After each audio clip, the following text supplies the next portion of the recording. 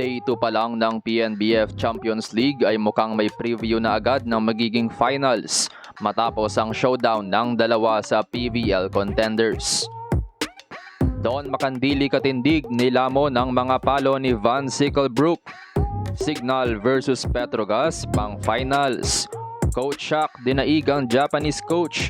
Pero bago yan mga ka-V-Heads, huwag kalimutang mag-subscribe at i-click ang notification bell para updated ka sa aking latest videos.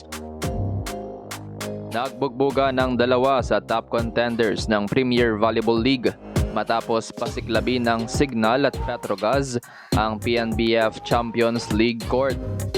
Matapos ang salpukan ng Signal at Cheritigo sa Day 1, mas nagpasabog pang Signal matapos rin nilang pataubi ng Petrogas. Hindi nagpatinag ang HD Spikers sa bagong alas ng Petrogas at mukhang pasabog nga talaga ang magiging ganap ng Signal sa PVL. Matinding banta na nga ito para sa ibang top PVL teams dahil mukhang finals ready na ang Signal pagtungtong ng PVL season. Nagpapatikim na nga sila ng maanghang na place sa PNBF Champions League pero di rin naman basta-basta bumigay ang Petrogas. Nanaig sa tila finals preview ng kompetisyon ng Signal matapos ang come from behind sweep in 4 sets, 16-25, 25-20, 25-22 at 25-20. Sa set 1, maagang nagpainit ang Petrogas dahil sa magandang 1-2 punch ni Nanang Aiza Pontillas at Van Sickelbrook. Marami nga ring bumilib sa setting skills ni Janelle Cheng habang matindi rin ang depensa ng Angels. Kulang na kulang naman ang firepower ng Signal at tanging si Vanny Gandler lang ang naginit. Sa set 2 dito naman nag-step up si Chinchin Basas para tulungan si Gandler in terms of points production. Yun nga ang bumuhay sa Signal habang nalimitahan naman ang opensa ng Angels. Samantalang tahimik pa rin ang side sa side ng Signal si Ces Molina. Nagsimula namang magparamdam si Ria Meneses. Tinabla ng Signal ang game 1 set all. Sa third set, dito na tumodo ang salpukan ng dalawang koponan. Magic bunot ng Petrogas si Michelle Morente scoring 4 points off the bench. Consistent scorer naman nila si Brook. Habang sa Signal, lalong bumomba si Vanny Gandler habang tuluyan na ring uminit sa opensa at sa net defense si Ria Meneses. Maganda rin ang bunot ni Coach Shaq kay Chai Troncoso. Abante ang Signal 2-1. At tinuloy na nga nila ang come from behind sweep sa 4th set. Palitan pa ng lead ang dalawang team sa umpisa ng 4th set.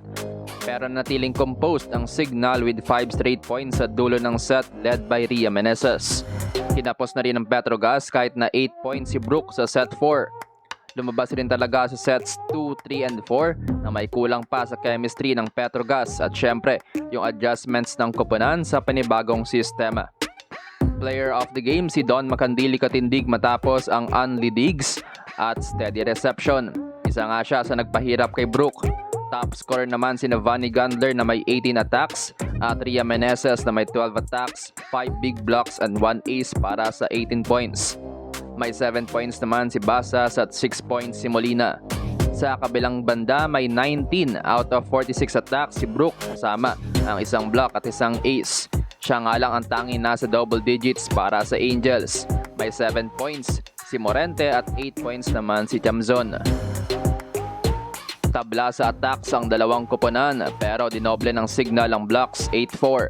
Abante naman ang Petrogas service 5-2 pero mas marami rin silang errors 28-25. Undefeated pa rin ang Signal HD Spikers dahil na straight sets naman nila ang Cheritigo sa first game. Napakalaki nga ng possibility na masweep nilang eliminations dahil natalo nila ang Cheritigo at Petrogas na kapwa nila big team sa liga. Sunod nila makakalaban ay ang former PVL team ng Filipino Army ngayong February 6, Martes 6 p.m.